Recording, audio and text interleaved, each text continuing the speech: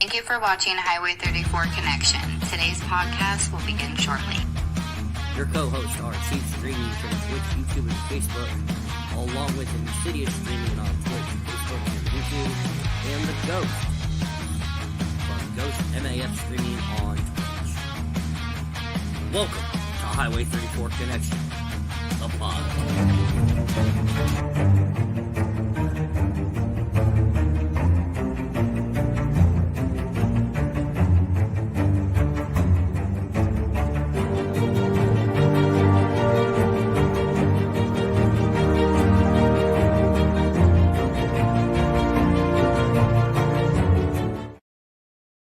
The following podcasts are for mature audiences only, unscripted, unfiltered, and unedited as always. Pro Wrestling Talk, where we will sit down and we will discuss the world of professional wrestling. Conspiracy theories. Have a conspiracy you want us to talk about? Email us at highway34@gmail.com. Highway 34's History Lesson of the Week for World History. Talking Football, where we'll discuss the National Football League, the XFL, and the USFL. And the Honest 50, where the Chief will sit down with a guest and ask 50 questions, 25 from the Chief, 25 from their community. The Battle of Highway 34, the Trivia Show. Watch and listen as Ghost battles Insidious, or they battle the Chief. It is now time for your main event. Let's freaking go.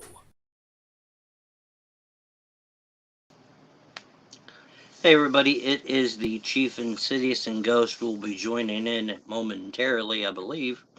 Ghost and Insidious both remember.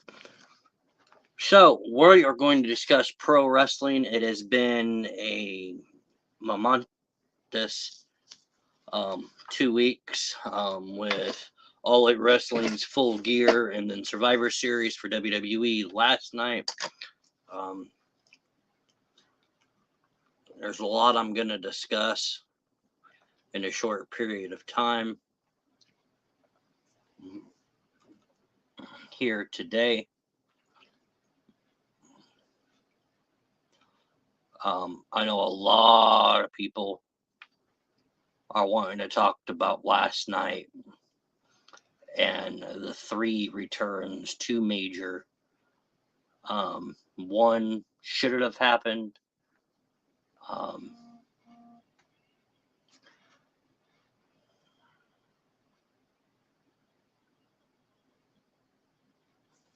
And that was Ghost. Apparently, he's got some stuff to do.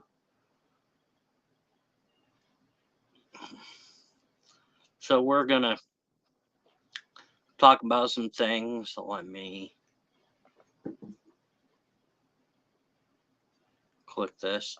The first thing we're going to discuss is All Elite Wrestling's Full Gear. That was last weekend in Los Angeles, California. On the pre-show, Eddie Kingston retained the Ring of Honor World Championship against Jay Lethal with Karen and Jeff Jarrett at ringside, and Satnam Singh, Sanjay Dutt at ringside when Kingston pinned Jay Lethal on 0 Hour. Also on 0 Hour, Claudio Gastonoli submitted Buddy Matthews.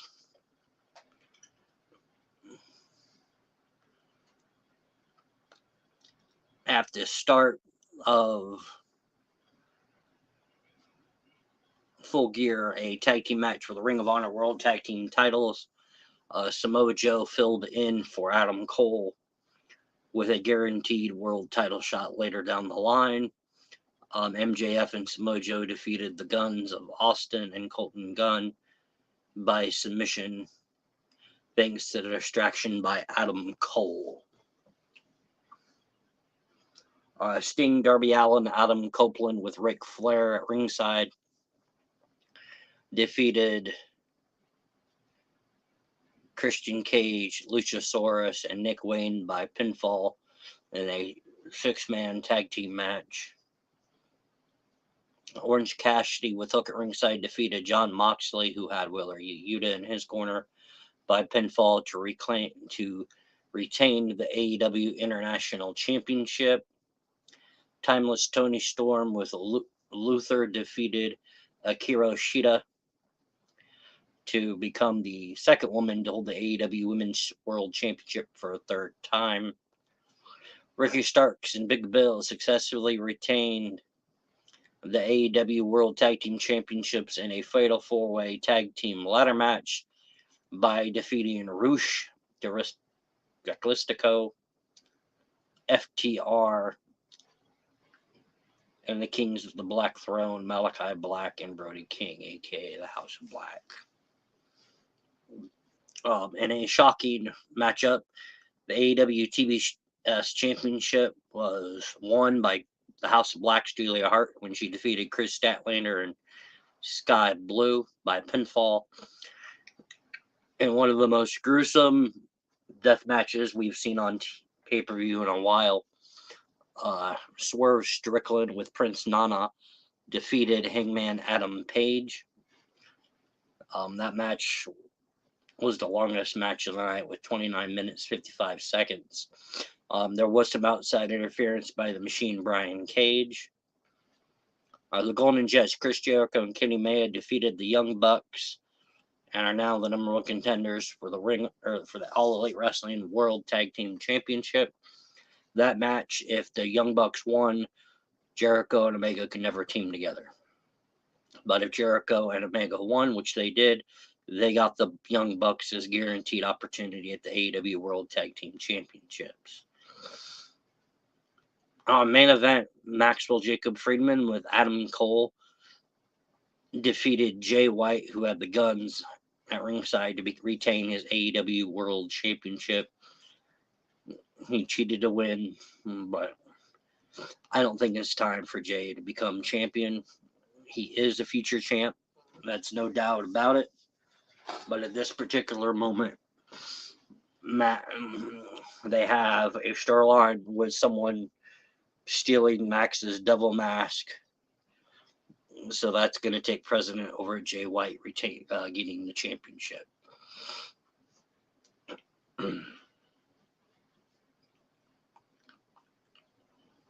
So all these matches went the way I thought they would, except the main event. I thought the devil mask person would come out and cost Jay White and then attack MJF. But I guess they're going to look at making the story last longer because I think it's Adam Cole underneath the mask. And if you were to ask me, I think it makes sense. He heals from a surgery and then he's revealed to be the devil. And that he was just using MJF to keep your enemies closer, type of thing.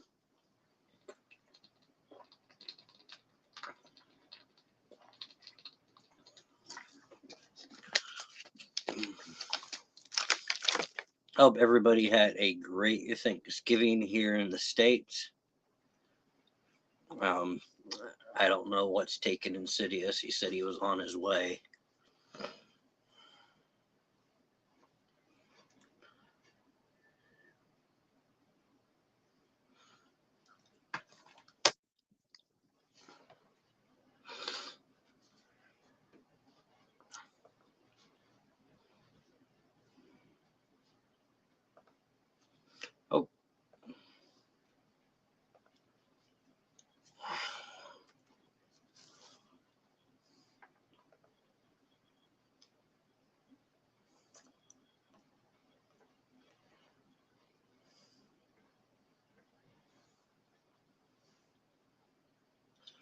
Oh.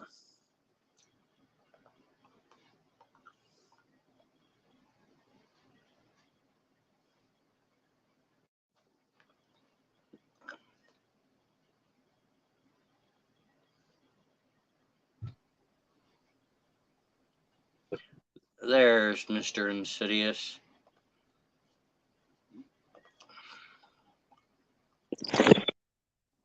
Are you able to watch any of the highlights from Full Gear? No. So I'll go back over these. On 0 Hour, Eddie Kingston retained the Ring of Honor World title by defeating Jay Lethal.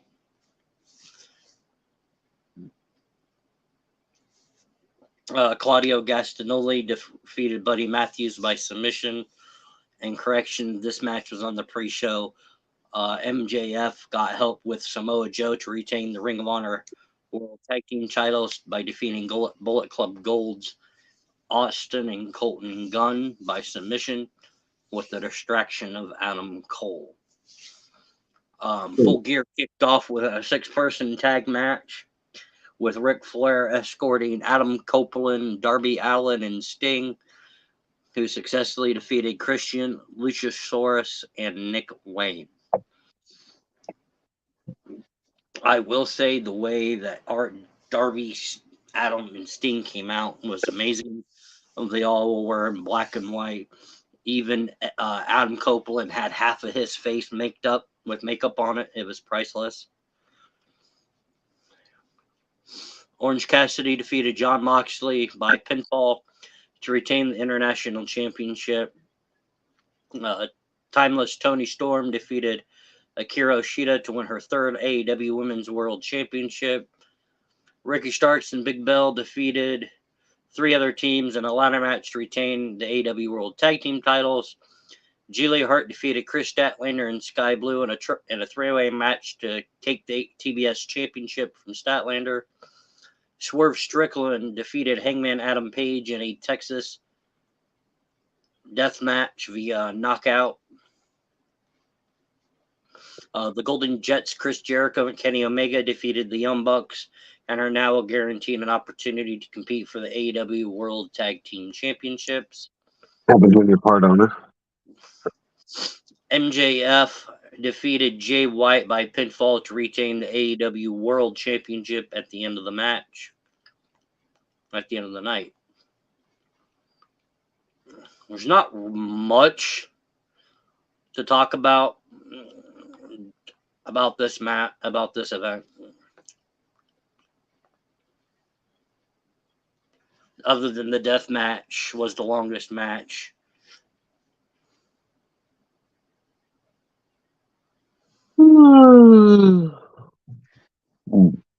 Yeah, I've been feeling that way myself since we've gotten back. Yeah, I realize how much Iowa breathing is compared to there. Mm-hmm.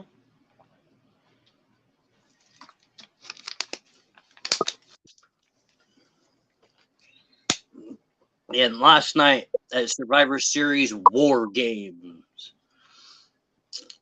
Bianca Belair, Charlotte Flair, Shotzi, Becky Lynch defeated Damage Control's Bayley, Asuka, Io, Kairi Sane with Dakota Kai at ringside by pinfall with a manhandle slam through a table.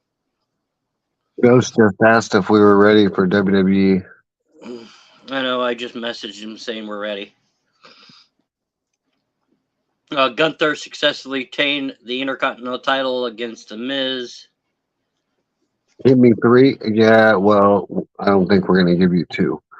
The Miz did pull the turnbuckle cover and then kicked Gunther twice with a low blow, but was still unable to win the Intercontinental Championship. In a match I don't think that needs taken place, but I understand why it did. Santos Escobar defeated Dragon Lee. I don't even know either one of them, so there's that. Rhea Ripley retained the Women's World Championship by defeating Zoe Stark. I want to contest. I do love how they are using Rhea. Oh, yeah. You know what? In my opinion, I think she might be a better manager than Paul Heyman. In a backstage segment, you saw the return of R-Truth, who has been rumored to be leaving WWE. Well, he's there.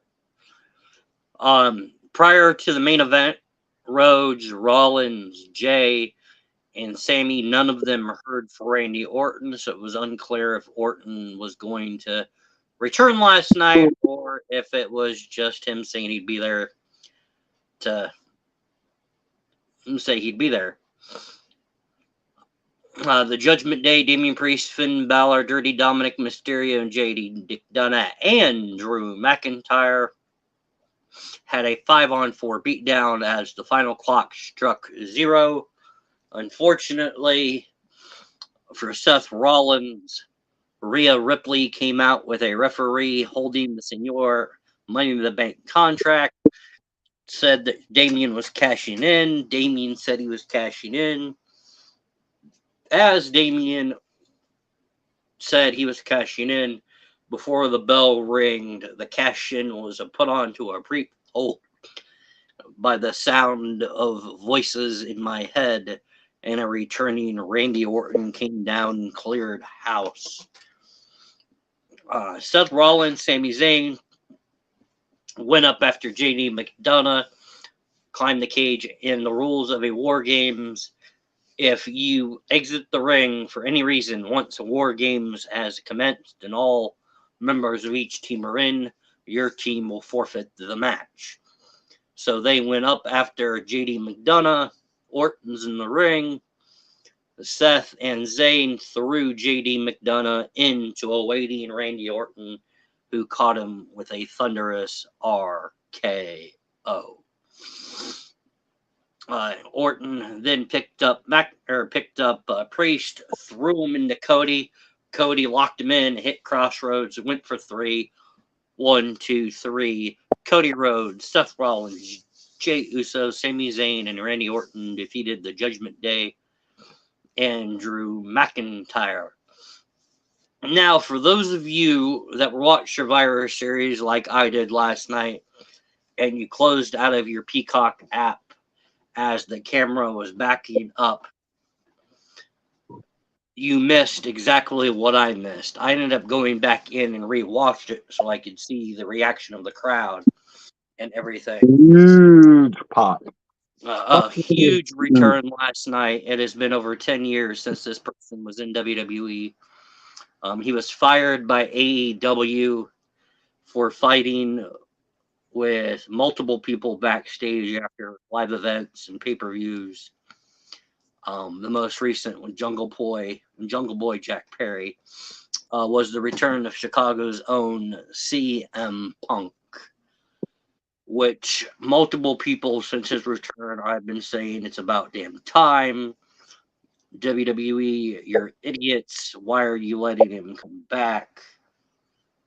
I've seen everything from welcome back to get the hell out of here on social media and everything. Punk's music hit. Cameras showed Drew McIntyre pissed off. I don't know if it was because he lost or what happened, but he ended up storming out of the building, got in his car, and left. Once the camera stopped rolling, fan footage surfaced online like it normally does to see our world champion Seth freaking Rollins giving Punk the middle finger and using the words fuck you over and over. He was restrained, and I'm still trying to figure out how the hell this person could do anything, but Sammy. He was restrained by the voice of WWE, Michael Cole, from going after Punk. Well, Sammy was in front of him on the one I watched. Sammy was telling me he ain't worth it and was kind of holding him back. Orton was also beside him with Cody. Everybody was there. The one I saw, it showed Michael Cole wrapping his hands around Seth's waist, pulling him back. I'm going to say, the one I seen, it was just Sammy and Punk was literally sitting like he always did when he would do a random pipe bomb. He would sit, and he was just sitting there staring down at him. I did read that it could be a possible work. Him acting the way he did. Which that could very well be. I want Ghost input on this. That's why we're waiting for him. Well, it's been way over 3 minutes. I know he's gonna say something about it. Do I think Punk needs to be put right into a championship opportunity? No. I do, but just not against that one. No. I've had multiple people tell me that they believe Orton will go after Seth and Punk should go after Roman. No. And I've heard it the other way around. Honestly, what I see happening, I see 2023 ending with a Orton Rhodes feud. Which I am not going to lie, during the celebration last night, I was waiting for Orton to hit Cody with an RKO. Yeah, but they said the same thing about Jay. They said the same thing Mhm. about Sammy. The speculations are what they are. They're speculations. Nobody really I knows. will say at one point in the match, Orton and Jay came face to face, and Jay then said, your Orton family cost me everything. and then Orton was about to get attacked, and Jay pushed him to the side and hit Priest with a super kick. So I don't know, Ghost. What's your thoughts about everything?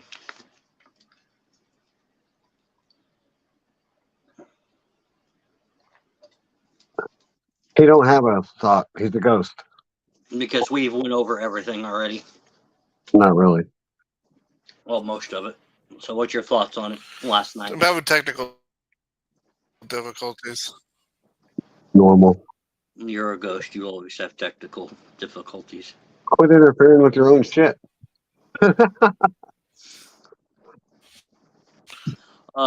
While he's figuring out what he wants to say or whatever, I will Can you hear me say now? with we've We been can able to hear hear you you the the whole entire time. time.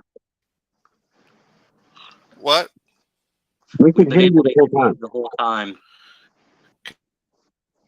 Can you hear me? Yes.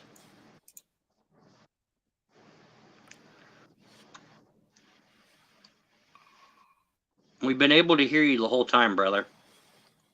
Maybe he can't hear us. That's what I'm wondering.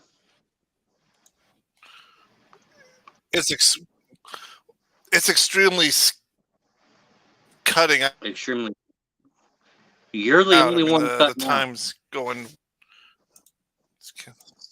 Unplug your mic and plug it back in. Or refresh your page. There. Can you hear us now? That should work now. Yeah, I can hear you. I will say I with can hear Bailey being Bailey, I'm gonna start with the very first match, the women's Wargames. With Bailey being the one to get pinned, I see Asuka, Io, Kyrie, and Dakota turning on her sooner than later. Yeah, we've heard the same thing about Judgment Day, and look how that's working out. Yeah, well, I also did some reading, and if it happens, then they would have to turn on her. If what I read is actually true. From what I've read, Bring Becky, the Triad faction. From what I've read, Charlotte, Becky, Bailey are all supposed to reunite, and Becky is supposed to be on loan to SmackDown until after WrestleMania. Because from what I've been reading, is they're wanting Io, Asuka, and Kyrie versus the three of the four members of the Four Horsewomen at next year's WrestleMania. Well, they can't be able to pull that one off with one jumped over to an independent circuit. I said 3 out of 4. That would be Flair, Becky, Bailey. Mm-hmm. We all know that they're never going to rehire Sasha because of what happened. Mm-hmm. But who knows? And from what I'm reading, nor should they, but that. from what I've been reading, Dakota will remain the manager of Asuka, Io, and Kyrie till further notice. Well, in my opinion, what they did to me, what they did, I can agree with. Yeah. Because if you think about it, No, they both have been in there a long fucking time. Sasha probably the longest. And what it amounted to is they just got him and wanted him to drop him.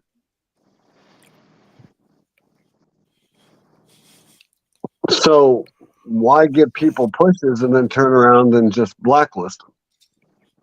Yep, you have the title now. Now it's time for you to drop it. But then you have somebody like Roman who's had this title for a long fucking time, who's hardly ever there. Pretty much chooses who he wants to face. Rob, let's face it, some people are more pushable than others. Or some people are more smarter than others and have a full control of their character. I've never look when Sasha was around. I didn't really. I like it. I mean, she was okay. I just never really cared for her. As for when it comes to the Four Horsewomen, She was a she good was like heel. number. She could be either or and could sell it. Flair, you kind of don't have a choice but to sell it. You're a Flair. Well, the thing is, I got is, and this is where Charlotte and Sasha both have a problem, is that every time they lose a match, they act like they have to cry about it.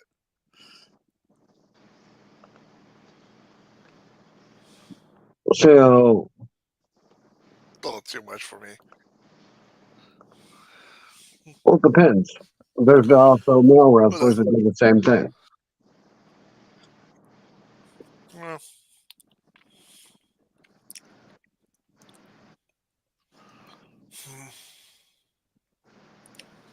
So, what was your thoughts of the main event? Oh shit! So we're gonna go straight to talk about Punk. we're I jumping want right to to talk the main about. event. I'm jumping straight to CM Punk's return for a minute. So I am currently reading two things. Okay. One, obviously, Vince McMahon had nothing to do with Punk's return. No, it was all Triple H. That he was indefinitely suspended by Vince. It was fully Yeah. the decision to rehab Punk return was fully left up to Triple H and Nick Khan. Which I knew that. Mm-hmm. However, I watched the interview with Triple H after it.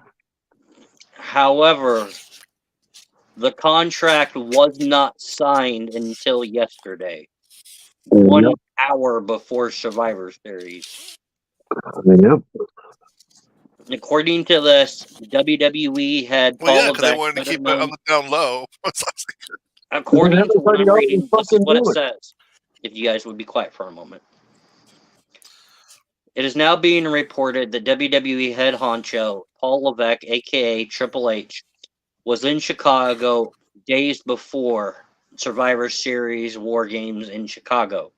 He absolutely went above and beyond. Went to the residence of Phil and April Brooks' house there in Chicago. Met with Phil to discuss his return to the WWE. 1 hour before Survivor Series, Punk informed Triple H, "Come to my house. We need to talk." According to reports, when Triple H arrived to the house, Punk's wife, April, aka AJ Lee, handed the cerebral assassin an envelope and said, "He'll see you later. He's taking a nap." Triple H opened the envelope, and inside was a signed contract for several years on the contract for CM Punk to be in WWE. It is unclear what angle they are going to do with Punk, but it is said to be very quickly that they are already rewriting tomorrow night's Monday Night Raw so they can have a segment with Phil Brooks, aka CM Punk. There are also talks. Oh shit. There are also talks that Punk could be a surprise guest on Miz TV tomorrow on Raw.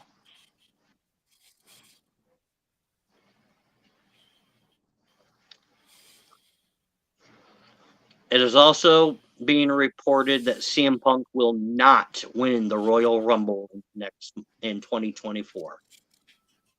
No, because he would have been an entry if that would have happened. Yeah. And they've already released a new shirt. Survivor Series 2023 Wargames Chicago 2023 on the back. On the front, it has his logo. It doesn't even have his name anywhere on the shirt. Yeah, I seen that they were handing those out last night at the end. Everyone that was in attendance. All right, go ahead, discuss your other matches.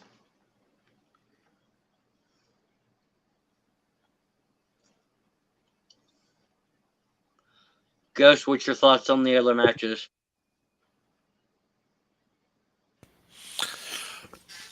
We Okay. don't have Well, first of all, I kind of like didn't really care about the Dragon Lee match because we knew how that was going to end. If anything, that should be that's like a pre-show match. That's what that was. That was a good match, but honestly, Gunther and Miz's match was actually really good. I kind of like the way that they gave Gunther a new weapon in his arsenal to make him so he can win by submission. If anything, it just makes him more dangerous. Even though it kind of contradicts what Gunther has been saying for a long time now, said that he really wants to get rid of the Intercontinental title so he can start focusing on the bigger fish. But that's just me. Rhea winning, obviously we knew Rhea's, like you said, Rhea's going to hold on to it until probably WrestleMania. They got to let the girl go through Australia with the title. And so yeah, that leads us to the men's War Games. I don't know.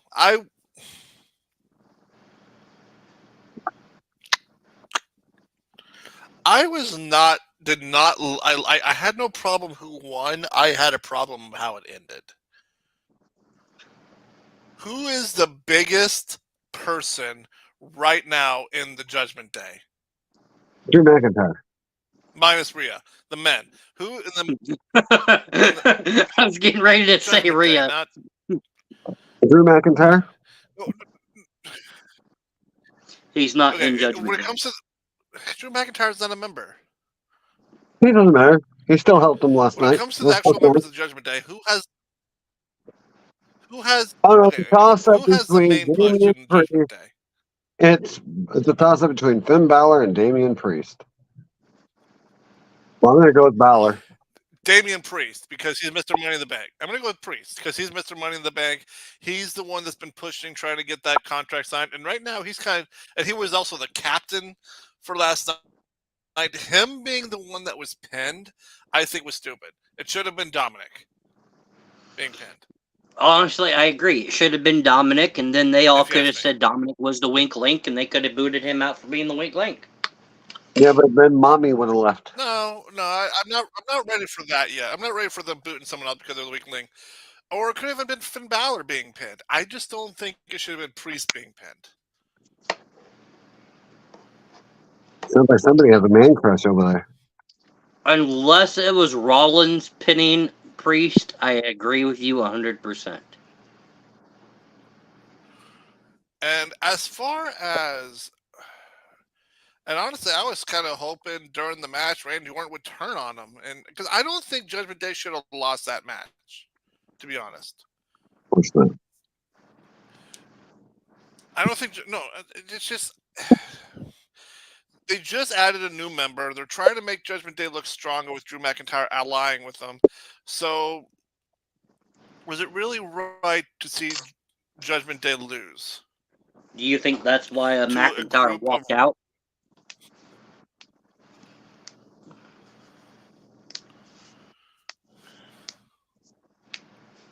Because you heard McIntyre left the building after that match, right?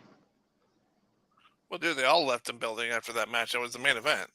No, he stormed off. Didn't say a word to anybody. Oh, He just literally went I and don't know. changed and left. I just don't think that was the right way Me to. personally, me personally, people says he won it. I think I know why he was pissed because he got really pissed when Punk's music hit, and it just took the eyes off of everything that just happened in that ring. Yeah. So if I'm gonna guess, that's what he was pissed off about. Well, Oh, that's yeah. actually a better one. You know what? I'm actually going to add to that.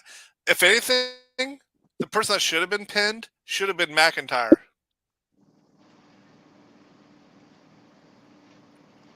Because he's the one that's Yeah, being then he obsessed would right have. now. It would have Well, then he would helped. have. Yeah, It would but then have he would helped the have. Then he obsessed would thing. have. His obsessed. Then he would have destroyed them Monday Night Raw, all of them. Exactly. It would have been better if McIntyre was the one that was pinned. But then you just turned him face. Not necessarily. He become the frustrated heel. I'll say most generally that just turns him face after that. Or he goes back to being a tweener. You say he goes back to being a wiener? Tweener. It's here, clean your gunk out of your ear. Dumbass. He's not a heel. He's not a face. He's in between He's there. a wiener. The thing is, I do agree. CM Punk's return completely dwarfed the men's beating the Judgment Day. This is why the Judgment Day should have won, because then it wouldn't have mattered. If the evil Judgment Day would have won, it would have made so good that the evil Judgment Day was taken down a notch. And not to mention, especially if Orton would have turned on Rhodes during that match, which would have been perfect to set the Orton Rhodes feud, because Orton coming down, he's winning, he's helping them all win. Then Punk's music hit. Punk dwarfed Orton's return.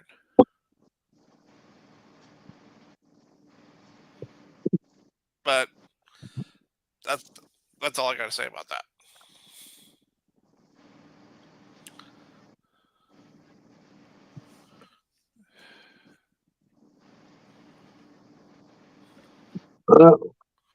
I just don't know why they made his return mid-match. That just didn't make sense to me neither. What do you mean mid-match?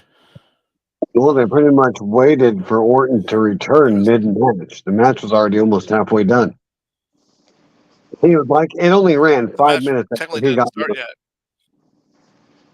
Yeah, that's something else I didn't like.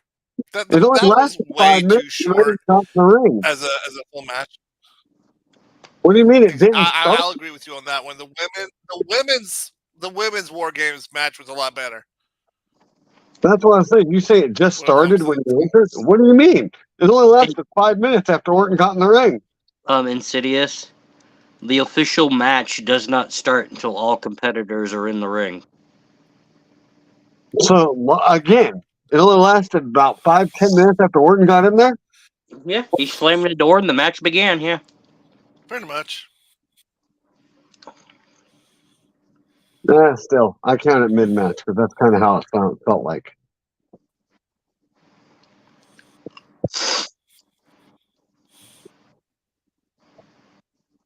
Because they're already fighting when he jumps in. Actually, when Orton entered the ring, all 5 members of the Judgment Day were standing and everybody else is laying on their asses. Again, like I said. Yeah. They were already fighting. That's why it's called a mid-match. Mm-hmm. That's why I didn't understand. I'm like, what the fuck is going on? Like, the match ain't started. I get where you're coming from. The match ain't started, but by the time Orton got in there, the match was already halfway done. Yeah, you can't win War Games until all competitors from both teams are in the ring. And it was also elimination, if I remember right. Except no. Although you can, but you can lose it if you leave the ring. Yeah. Which one was it that we watched last year? It was by elimination. It was in the War Games. There was no elimination war games.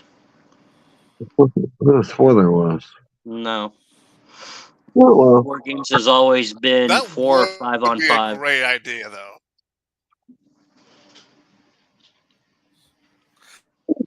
I would Maybe love to see an elimination one. That'd be fun.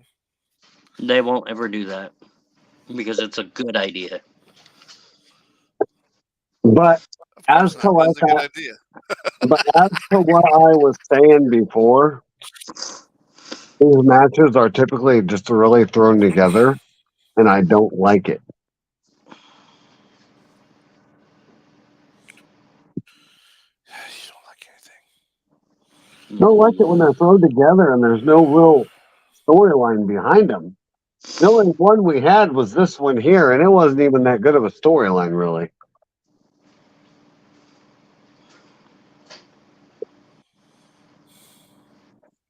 I mean, but now you have CM Punk in the mix. Yeah, there's 101 scenarios we could talk about, but only they know what they're going to do. And watch, he won't even be there tomorrow night. He'll be there 3 weeks away from the pay per view where they have exactly 1 week to work something out, and then they're going to throw the match together.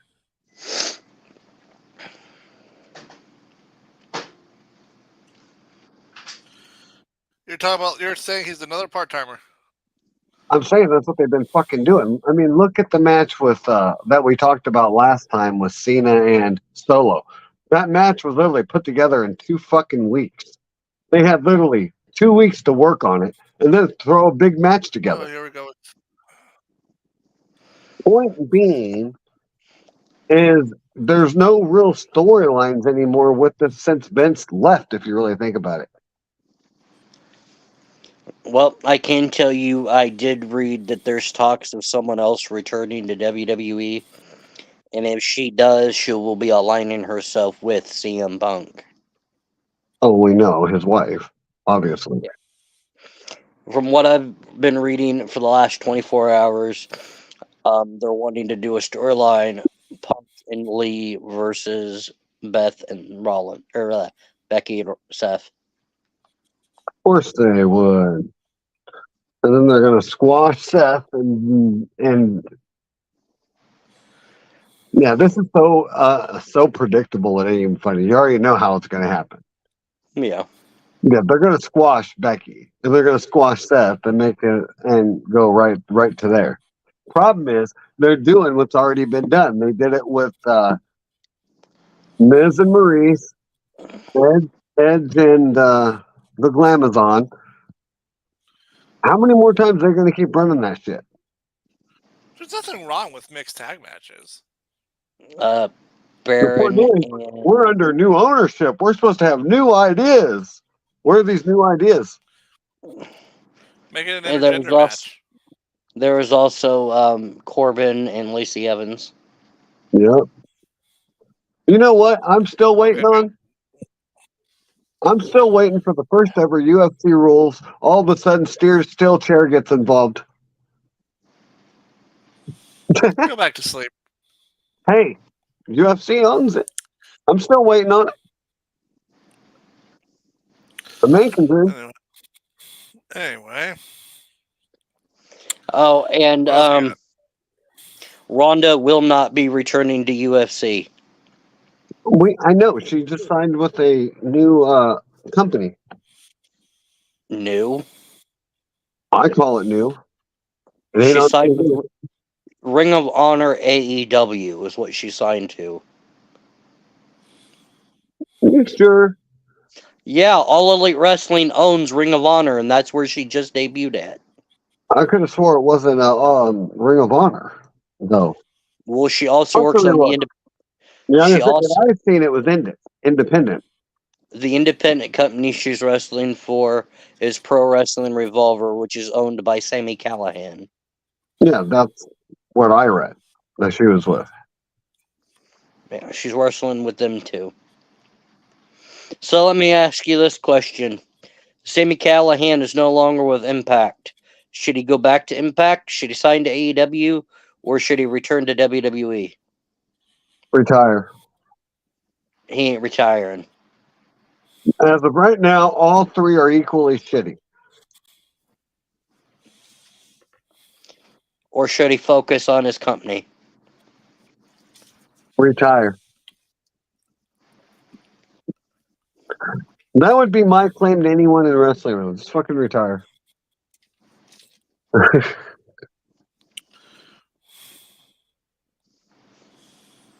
You needy son of a bitch. But all right, do you guys have anything else? Because Look at this fucker. Boss. Well, You just placed this head on my damn arm so I can't move it. well, I did have one of these, if you didn't mind doing a quick one. I had a good one for like a week. Well, you and Chief can do that. I gotta get upstairs. I gotta.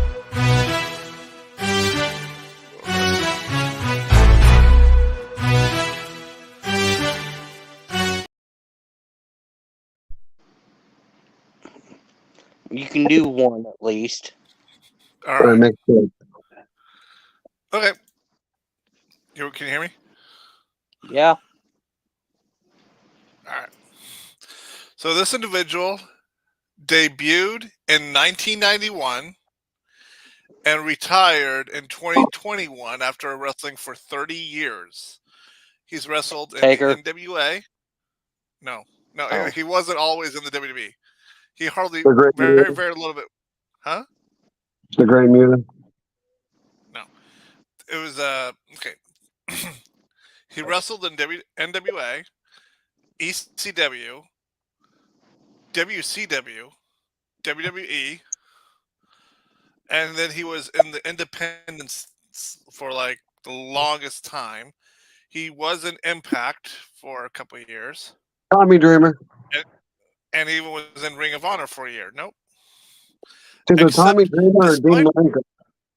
It's not Dreamer because he's still in Impact as the digital media champion. Then I'm. The Could be only RVD. the only title that he actually ever had, he held the ECW tag title a couple of times, and he's a multi-time hardcore title champion.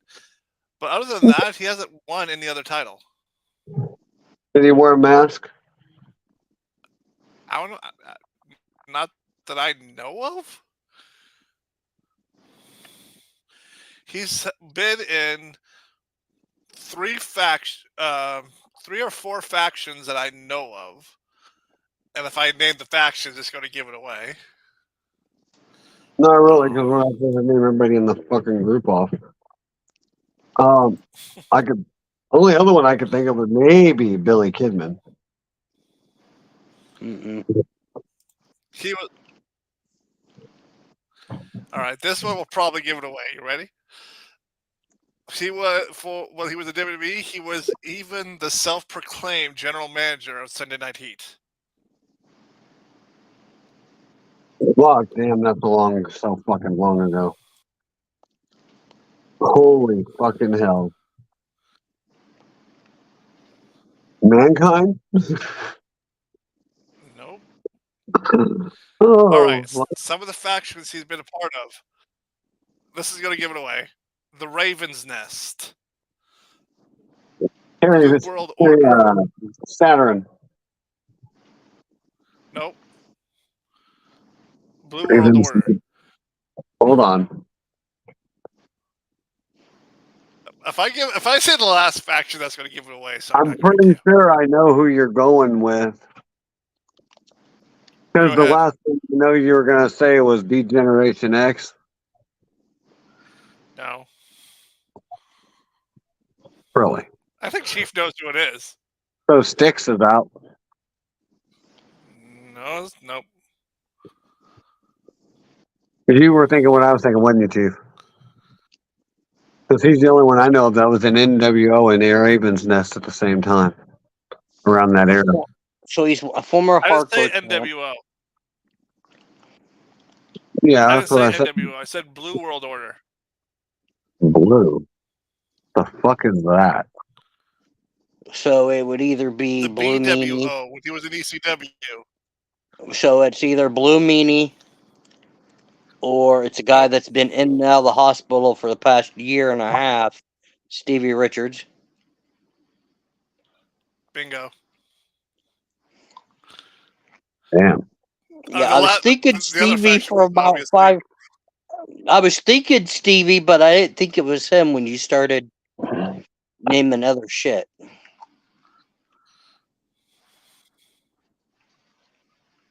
What's that?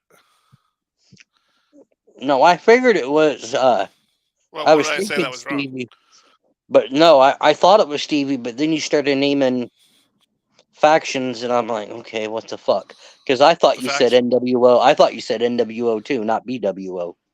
That's what I thought he said because he said it twice, and then both times it sounded like NWO. Yeah. And then he said it, and I was like, I apologize.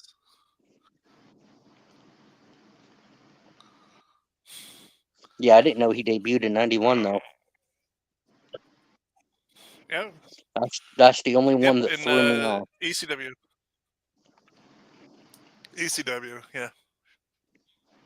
I know Taker debuted in '90. What the And fuck that was I thinking? okay, and that's Heyman's ECW, not. What, Insidious? you have one? No, but I can in just a second. Oh, cool. I'm surprised the Sunday Night Heat general manager did not give it away.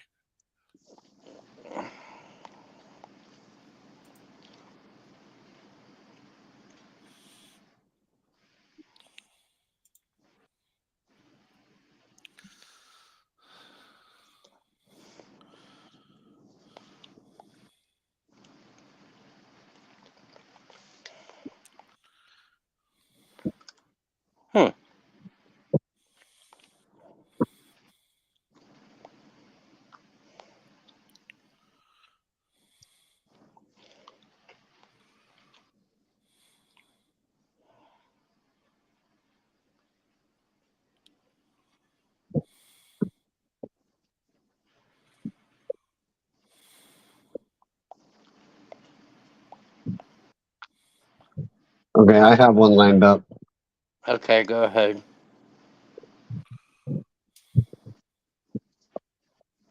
Debuted 1994, has been in WCW, WWE, currently still employed with WWE only as a producer.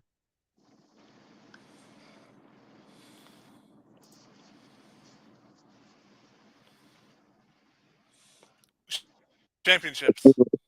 He was with WWE throughout the late 90s and early 2000s. He Diva? has gained fame as a key member of several stables.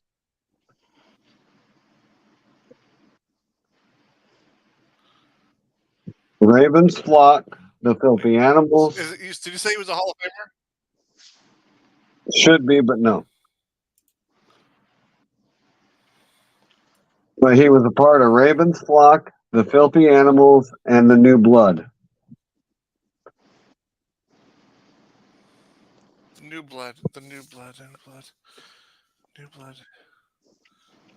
Oh, In WCW, he was a 3-time cruiserweight, 2-time world tag champ.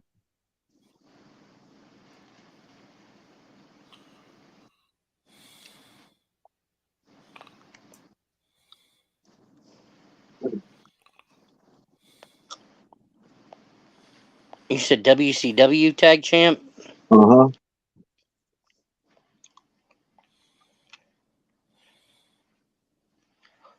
I have 3 names that come to mind.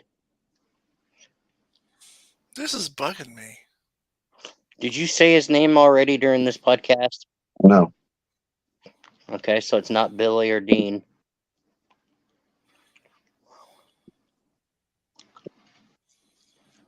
Ever won a world title?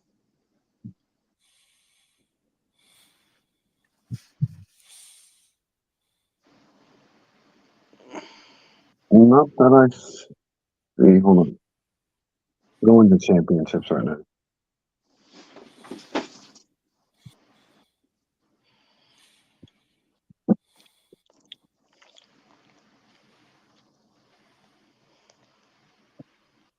I'm on the slow phone. Bear with me.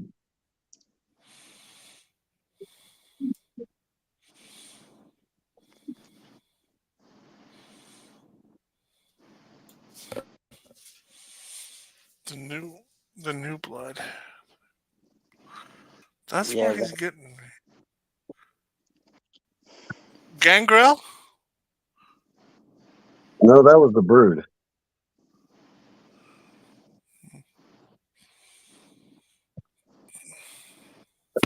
What were the two names you mentioned again, Chief? Billy and Dean Malenko. You had it right on the first one, though. Billy. Well, I did learn something new, though. Did you know That's what he I was was married thinking. to Tori Wilson? That's what I was thinking too, but when you said no, I was trying to think somewhere else. Fuck, I still can't believe he was married to Tori. Oh, I could have told you that. He would have had to have been jealous. Don't hurt the puppies. All right, you ready? Yeah, go ahead. Yep. Yeah, I bet work is boring. I return to work tomorrow, Lacey. Made his wrestling debut in 1992. Okay. He has worked in AAA, CMLL, ECW, WWE, WCW, TNA.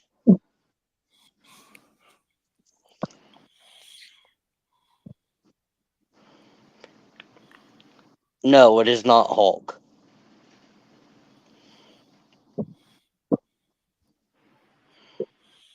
When did he debut? 92. Championships? That's what I'm going through right now. Give me 1 second.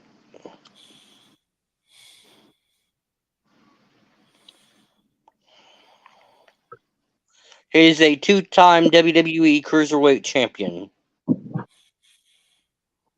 Oh, fuck. Helms? No, not Helms. Chavo? No. Cruiserweight. He is currently not signed to any company. Juventud Guerrero. Congratulations, you just named him. I was a fan of Juventud in that time, and he is actually signed with somebody now, though. Because the last I knew, he just came back to TNA. Yep, but he did not sign a contract. He was just a one-time deal. That's bullshit. This finisher was fucking awesome. Juventud Guerrero, Lacey.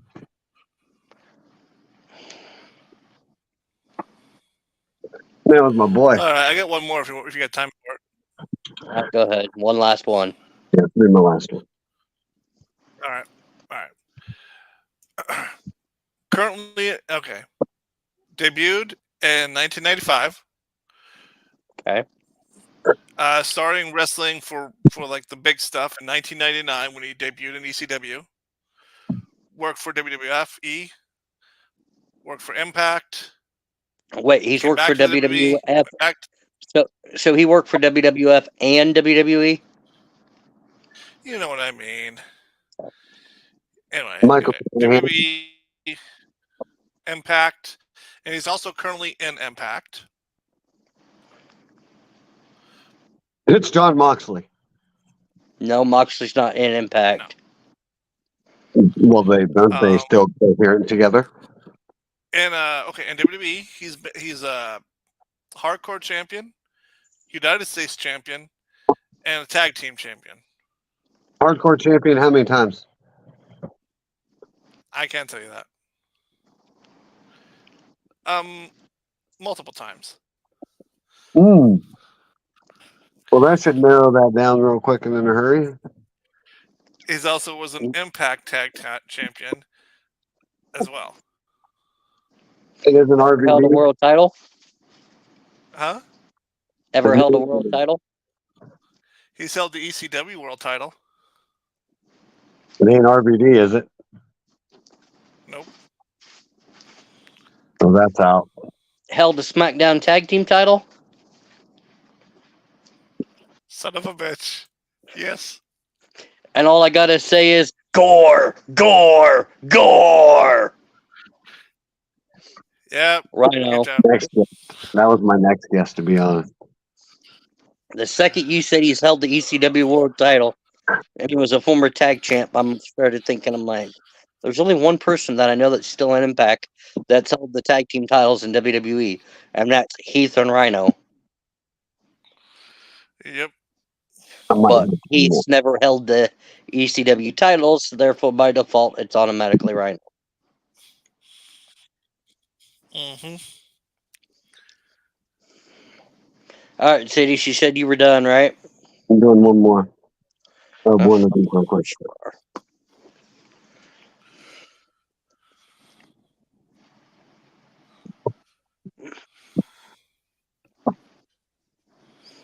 Oh, it's okay.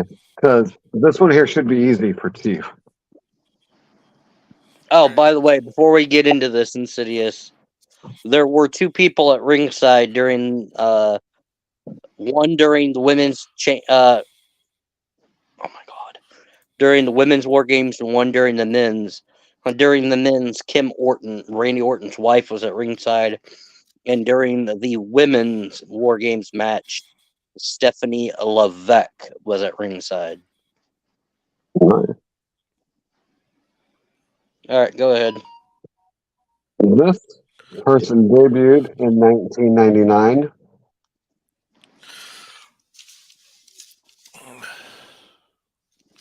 Trained by the WCW power plant. And no, this is a female, guys.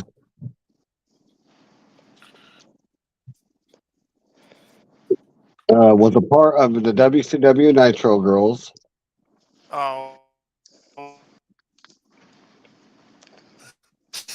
Now, Chief would actually probably know this because never mind. I'm not going to add that one. Give it to him. Nope. But she did do her WWF debut in 2001 during the Attitude Era, taking part in the Invasion storyline. Wyatt, can you go tell Stacy Keebler that I said hi? Be Stacy. It was Stacy. I said Stacy like a few seconds ago. I didn't hear you say anything until now.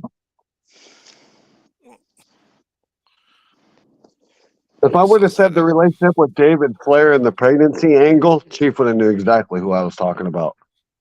Yeah, I knew that's what you were fighting I to say. The second you said Nitro. No, because Chief knows me better. If I would have said Nitro Girls, he knew that Kimberly was my favorite fucking one. Oh yeah. Mm-hmm. So I thought that's where he thought I was going for a second. That's why I stopped before I said a name. All right, I'm gonna do last one and then we can be done. All right. All right. You guys are probably gonna get this in less than 5. 4, 3, 2, 1. This individual is the same age as me. I'll just put it that way. Made his debut August 19th, 2010. Look, it's LA Knight. Wrong.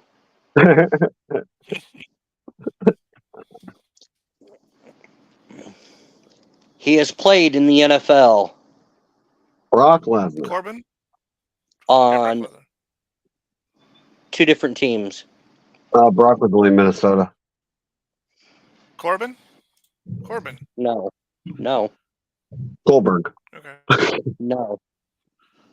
Because I'm not the same age as Goldberg, you asshole.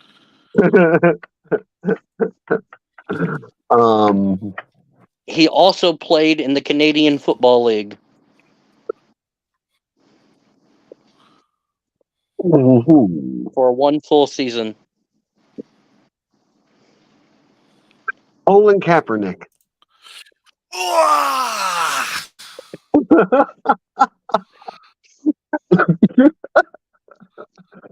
What the fuck was that? Because he just got offered to the Canadian Football League. He is a 6-time world champion.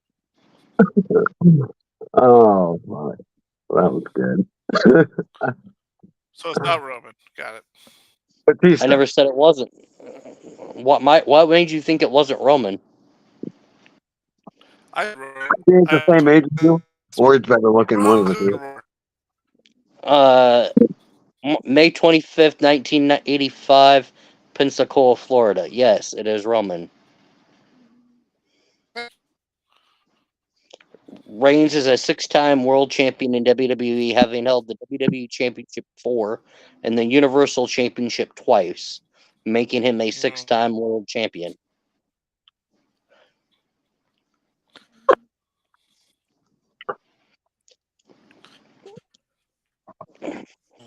I got nothing. Oh, it says something right here. I gotta tell the two of you. Right here, it says Insidious and Ghost must acknowledge him. Fuck you. I'll acknowledge him. I'll give him something he's familiar with. But as the only chief that matters, I do not. Have a great night. I am Insidious. Thanks for watching this podcast. This is the Ghost, and thank you for watching our podcast. And I am the Chief. Thank you for tuning in. Have a great night.